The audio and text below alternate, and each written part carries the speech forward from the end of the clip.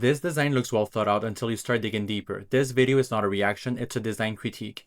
I came across this architect's layout redesign and I thought it was very solid, but I found some ways you can actually push it further. I think this is where the floor plan falls apart, even though you might think it looks okay. The architect starts off by identifying the three areas that he wants to rework, which is the kitchen, the patio, and the living room. First, the kitchen. Because what that means in this case is that no light is actually going to enter in the afternoon because you've got a solid wall where the kitchen is. Second, the patio. The architect is extremely intentional and careful about how the sunlight travels into a space, and here he's mentioning that the covered patio is going to eat away at a lot of that sunlight before it travels to the main living area.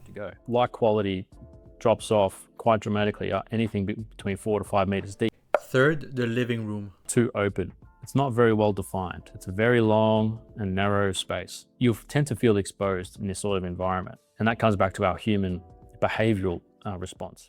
So those are the three issues, and here's how he reworks the layout. And don't forget to stick around to see my redesign at the end of the video. This section in here to actually put our kitchen bench, and we can then clear this facade for glazing, as well as pushing that building line in so that we've got extra room externally. We can take that line straight across. One thing I wasn't a fan of is how he purposely pushed in the west wall, further increasing the side setback on the west to allow more natural light to pour in from that direction. But that means that he's reducing the footprint of the main living area, and it's already kind of small, so I would not try to make it any smaller than what it already is. He also suggested that this pantry should connect to the garage, which I thought it was really clever. As soon as you have the grocery store, you can go and walk in the pantry through the kitchen. Very smart. He also suggested to have the mudroom and laundry room pretty much unchanged. Laundry, just to finish it off. So we're gonna have some extra storage space, which you can never have enough storage space in a home. You have the whole layout that he suggested here. I just labeled a few things so it's clear. And lastly, he recommended to change the roof of the patio to this shape over here. And then with the covered outdoor space, we'll be looking to reduce that down in size and create multiple outdoor zones. Because what we want to do with our home is we actually don't want to be trapped inside. To be able to regulate our nervous system, our hormones, our energy levels and mood. So in this case, I want to reduce that covered outdoor zone, let's say to here. And what that then opens up is this section to the east side. I'm going to incorporate a little natural styled garden. With the goal of creating 4 areas: the garden, the covered patio, the side yard, and the backyard. And also reducing the roof of the covered patio to let more natural light into the space. We're going to talk about this because I don't necessarily agree, although it was very interesting to hear him talk about the light and how it travels and how it affects. Very, very interesting. But there's solutions, and he even mentioned it, how you can have retractable roofs to mitigate that issue. So if you can have that, might as well just make it a full roof and just make it all square and fit. Here's the before and the after of the architect's redesign. I'm going to give you a second to let you process. This approach works, but here's how I'd rethink the space. So first off, I do strongly agree with the kitchen placement right over here where he put the kitchen, but I'm going to actually slide it forward. It doesn't make sense right now because I'm eating away from the square footage of the main living area, but it will make sense soon enough. And I did absolutely love his idea of connecting the pantry to the garage, so we're going to be replicating that.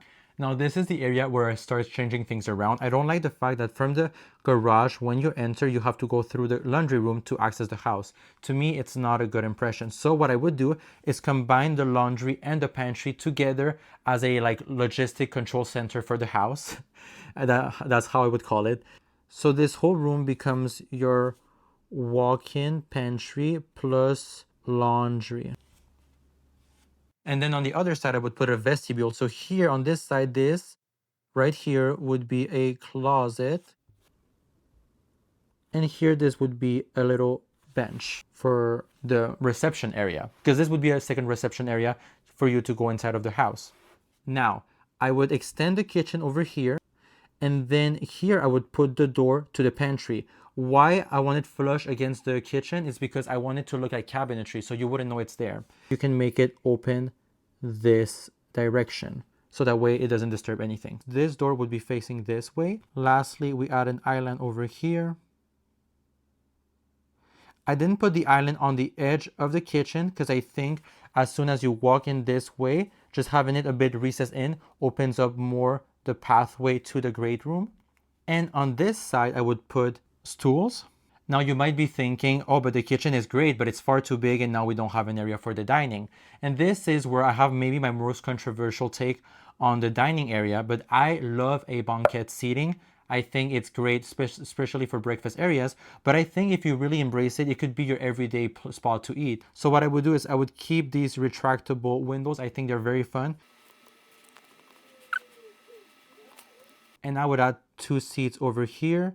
I wouldn't necessarily add a chair here because I feel like it blocks the entrance from this side. Quick note, I realized during the editing, but the seating at the dining area is going to bump with the island seating. So this is what I would suggest, some type of built-in where the seating area would be, so that way you don't have chairs backing into each other. And that allows you to have a bigger kitchen, dining right next to the windows, which is always really nice, especially for the mornings. Now I would put the kitchen sink right over here, and with a big window right above it. And I would put the same window across the room so they face each other. Let me paint the windows in blue so it's clear.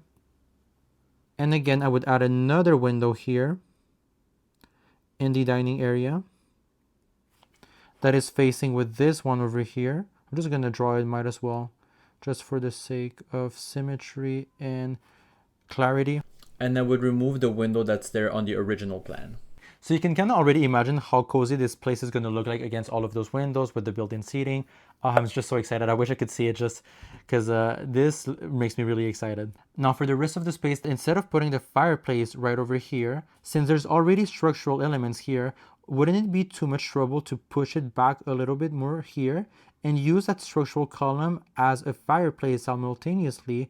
That way, you don't have necessarily a column in front of your view. It now makes sense. Oh, you put the fireplace right there because it also is a double-sided fireplace and also helps to heat up the covered patio. And on either side of the fireplace, I would add French doors or sliding glass doors. I would just make sure that those French doors are very, very big, but I would select the same doors. If you go for patio doors, then do 2 patio doors. If you go for a French door, do 2 French doors. I wouldn't go for a patio door and a French door. I feel like it's just not cohesive enough. Something he said that I really appreciated was he decided to add a piece of built-in furniture over here. It could be anything, a library, for example. Now, for the living area, this is again an area where I'd like to redistribute the entire space completely, and I'll give you 2 options. So option 1, which is my preferred, would be utilizing this corner right over here to have a sectional couch. So I would use, I'm drawing it green just to make it pop. I'm not suggesting a green couch, although it could be green. It depends on the decoration. Then I would add a big rug to help delineate the living area right over here like this. I think this is more or less good. Yeah, this is pretty good. And I would add other pieces of furniture. Maybe adding a floor suspending light over here next to the chair with a side table over here and maybe here too. And then with a center coffee table. This is my preferred distribution. I think it opens up as much of the house and it's much more airy. You don't have a very big sectional couch really dividing the 2 spaces. Instead, you have one with rounder edges and it's in diagonal, so it really makes the flow much better around the house, in my opinion. Now, as nice as this distribution is, the only negative is that you don't have a TV wall. And so if this is absolutely your TV area, then this cannot be the solution.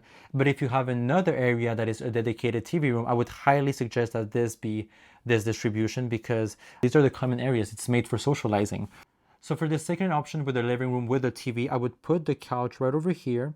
And I know everybody's screaming at their screens right now, how dare you put a sectional couch against the fireplace? And I know, but this is what I came up with. You would have your coffee table right over here. And this here is where the TV would be. Because now the fireplace is not the focal point of the living room. It becomes the central gravitational point of the entire space. So you don't need the living room to necessarily monopolize on it. It just becomes the centerpiece, basically. For the covered terrace, I would keep it the same. I would just add maybe, like he said, 3 parts of retractable roof. Like the system he recommended was really nice. Now, lastly, a few tweaks about the front of the house. First of all, I think this study is so small, so any way we can make it bigger and you have a sight line of the toilet from the entry directly. Thank you, Noah Daniel, for teaching me that. So what I would do to increase the size of the study and also remove the side light of the toilet. Sometimes I get too excited and I forget to ask you guys your input, so I'll give you 5 seconds so you guys can kind of work it out before I give you the answer.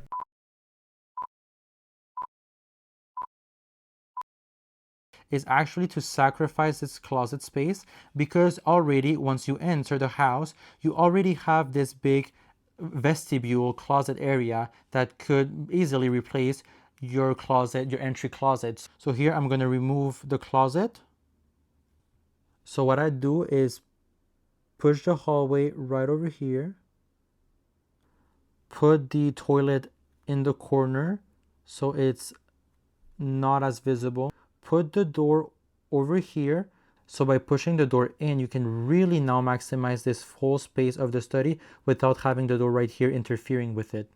Okay, so last minute design changes because I wasn't fully convinced. I would push the kitchen slightly more south, so that way you have a bit more space between the kitchen and the kitchen island and the banquette and the kitchen island. And also something I noticed is that before, when you entered this house, the first thing you saw at the end of the hallway was this wall. But now since I put a fireplace there, it's the first thing you're going to see at the end of the hallway with the 2 French doors by its side. So it's definitely much better. Which layout would you go with? The living room with no TV or the TV living room? Let me know down below. And if you enjoyed this, consider subscribing. Until then, see you next time.